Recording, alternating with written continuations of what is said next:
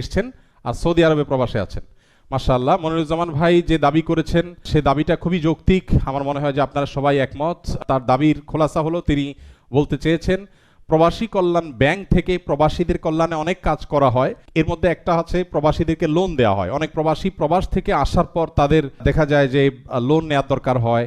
তো প্রবাসী কল্যাণ ব্যাংক যে লোন দিয়ে থাকে এই লোনের বিপরীতে যে সুদ নিয়ে থাকে, যদিও খুব অল্প সুদ তারা বলেন, কিন্তু হারাম তো আসলে অল্প হারাম, বেশিও হারাম।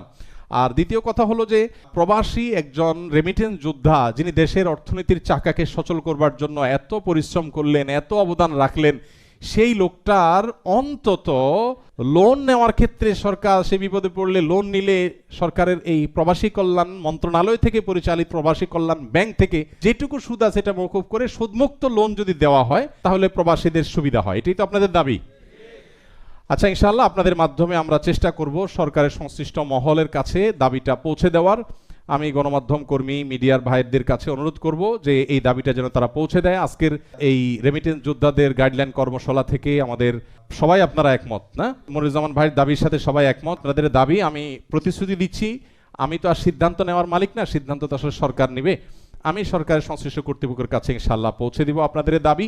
আমি আশা করি যে বর্তমান ইন্টারিম গভর্নমেন্ট তত্ত্বাবধায়ক সরকার ইনশাআল্লাহ তারা সর্বোচ্চ চেষ্টা করবে। আমি উপদেষ্টা মহোদয়, প্রবাসী কল্যাণ মন্ত্রণালয়ের উপদেষ্টা মহোদয়, তার কাছে আমি পৌঁছে দেওয়ার চেষ্টা করবো ইনশাআল্লাহ। আমি যদিও ইতিমধ্যে আপনাদেরকে জানিয়ে রাখি, আমি ওনাকে বলেছিলাম যে প্রবাসী কল্যাণ ব্যাংক থেকে সুদমুক্ত লোনের ব্যবস্থা করা হোক প্রবাসীদের জন্য। সেটা হতে পারে ইসলামিক উইং খোলার মাধ্যমে।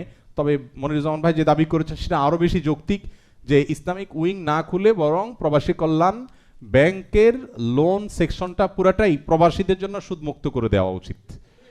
অতএব ইনশাআল্লাহ বিদিল্লাহ আমি আপনাদের তরফ থেকে দাবিটা আমি পৌঁছে দেওয়ার চেষ্টা করব। আর আপনারা দোয়া করতে থাকেন যেন আল্লাহ তাদেরকে তৌফিক দান করেন। ওনারা যদি কাজটা করেন একটা ঐতিহাসিক কাজ হবে ইনশাআল্লাহ বিদিল্লাহ।